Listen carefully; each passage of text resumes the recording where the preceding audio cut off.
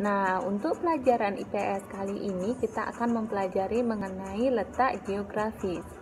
Nah, letak geografis adalah letak suatu daerah dilihat dari kenyataannya di bumi atau posisi daerah itu pada bola bumi dibandingkan dengan posisi daerah lain. Letak geografis ditentukan pula oleh segi astronomis, geologis, fisiografis, dan sosial budaya. Berdasarkan letak geografisnya, Kepulauan Indonesia di antara benua Asia dan benua Australia, serta di antara Samudra Hindia dan Samudra Pasifik. Dengan demikian, wilayah Indonesia berada pada posisi silang yang mempunyai arti penting dalam kaitannya dengan iklim dan perekonomian. Nah, wilayah Indonesia terletak pada posisi yang strategis dan menguntungkan karena beberapa alasan yang sebagai berikut, di mana letak Indonesia di antara benua Asia dan benua Australia, letak Indonesia di antara Samudra Pasifik dan Samudra Hindia. Nah, anak-anak bisa perhatikan di sana letak Indonesia pada peta Indonesia, di mana Indonesia terdapat 30 provinsi. Selain itu juga posisi Indonesia yang berada pada posisi silang antara benua Asia, benua Australia. Setelah itu ada Samudra Hindia dan Samudra Pasifik yang membuat Indonesia berada pada posisi silang. Nah, itu dia tadi kita sudah melihat keadaan geografis dari Indonesia. Nah, adapun beberapa keuntungan yang diperoleh berdasarkan letak geografis Indonesia antara lain yaitu sebagai berikut. Nah, Indonesia terletak di antara dua benua dan dua samudra yang memungkinkan menjadi persilangan lalu lintas dunia, baik lalu lintas udara maupun laut. Indonesia juga sebagai titik persilangan kegiatan ekonomi dunia antara perdagangan negara industri dan negara-negara yang sedang berkembang, misalnya antara Jepang, Korea, Republik Rakyat Cina dengan negara-negara di Asia, Afrika, dan Eropa. Nah, karena letak geografis Indonesia mendapat pengaruh berbagai kebudayaan dan peradaban dunia, serta secara alami dipengaruhi oleh angin musim. Nah, sekitar bulan Oktober sampai April, angin bertiup dari Asia ke Australia yang membawa banyak uap air dari Samudra Pasifik sehingga menimbulkan musim hujan. Nah, sedangkan sekitar bulan April sampai dengan Oktober, angin bertiup dari Australia ke Asia yang sedikit membawa uap air dari Samudra Hindia hingga menimbulkan musim kemarau.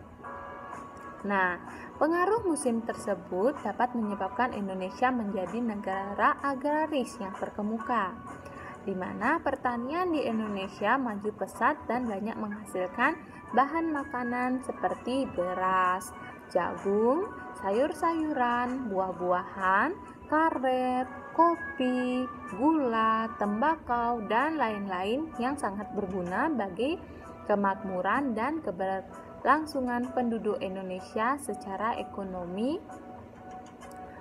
akan membuat peluang untuk para petani berperan serta dapat menghasilkan keuntungan dalam perdagangan internasional.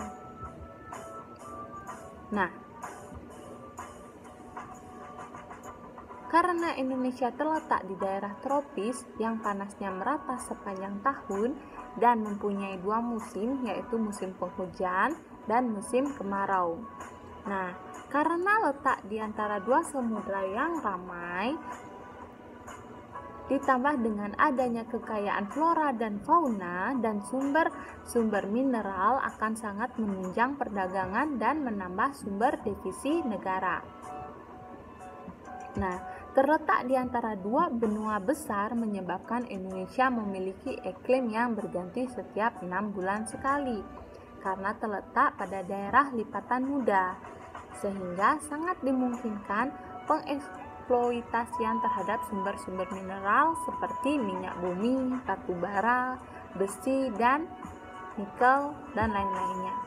Sedangkan di bidang sosial dan politik, Indonesia dengan mudah berhubungan dengan bangsa-bangsa yang dapat ikut serta dalam percaturan politik dunia.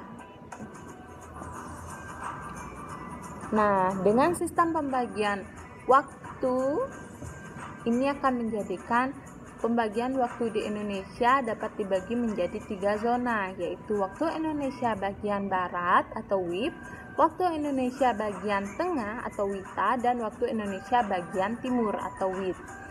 Nah, sistem pembagian waktu di Indonesia tersebut diresmikan pada tanggal 1 Januari tahun 1964 berdasarkan keputusan Presiden Republik Indonesia nomor 243 tahun 1963. Nah, pembagian waktu di Indonesia dibuat untuk menyederhanakan pembagian waktu Indonesia. Waktu Indonesia tersebut diusahakan agar tidak ada perbedaan besar dengan waktu tolak ukur matahari, terutama kota-kota besar dan penting yang ada di Indonesia. Selain itu, dapat menetapkan pembagian zona waktu di Indonesia. Perlu diperhatikan beberapa faktor seperti faktor politik, agama, faktor ekonomi, masyarakat, perhubungan, transportasi, kepadatan penduduk, dan pembangunan negara dan sosio-psikologi masyarakatnya. Nah, adapun beberapa provinsi yang ada atau yang masuk ke dalam zona waktu Indonesia bagian barat atau WIB antara lain ada Provinsi Nanggroe Aceh Darussalam, Sumatera Utara, Sumatera Barat, Riau, Kepulauan Riau, Jambi, Sumatera Selatan, Lampung, Bangka Belitung, Bengkulu, DKI Jakarta, Jawa Barat, Banten, Jawa Tengah, Daerah Istimewa Yogyakarta, Jawa Timur, Kalimantan Barat, dan Kalimantan Tengah. Nah, sedangkan beberapa provinsi di Indonesia yang termasuk dalam wilayah waktu Indonesia bagian tengah adalah yang pertama ada Kalimantan Utara, Kalimantan Timur, Kalimantan Selatan, Bali, Nusa Tenggara Barat, Nusa Tenggara Timur, Sulawesi, Sulawesi Tengah, Sulawesi Selatan, Sulawesi Tenggara, Sulawesi Utara, dan Gorontalo. Nah, sedangkan yang terakhir, beberapa provinsi di Indonesia yang masuk ke dalam wilayah Indonesia bagian timur atau WIT adalah Provinsi Maluku, Provinsi Maluku Utara, Provinsi Papua, dan Provinsi Papua Barat. Nah, itu dia nama-nama provinsi yang termasuk ke dalam pembagian tiga daerah yang masuk ke dalam zona WIB, WITA, dan WIT. Nah, sekarang kita akan belajar mengenai unsur-unsur dari peta jika anak-anak disuruh membuat peta. Nah, dalam membuat peta, untuk lebih memahami letak geografis Indonesia, saat anak-anak membuat peta, anak-anak perlu memperhatikan unsur-unsur peta sebagai berikut, di mana yang pertama ada yang disebut dengan judul peta. Nah, judul peta merupakan atau menunjukkan isi yang akan digambarkan dalam peta, biasanya terletak di bagian atas. Nah, yang selanjutnya ada skala peta. Angka yang menunjukkan perbandingan antara jarak sesungguhnya dan jarak yang ada pada peta. Ya, ada simbol peta, di mana simbol peta adalah lambang gambar atau warna yang digunakan untuk memberi tanda objek yang terdapat pada suatu wilayah. Yang selanjutnya ada legenda, di mana legenda merupakan keterangan dari simbol-simbol yang digunakan pada peta yang mewakili kenampakan alam atau objek yang digambarkan. Selanjutnya ada insert, di mana berbentuk peta kecil yang disisipkan untuk memperjelas salah satu bagian dari peta atau menunjukkan lokasi yang penting tetapi kurang jelas dalam peta.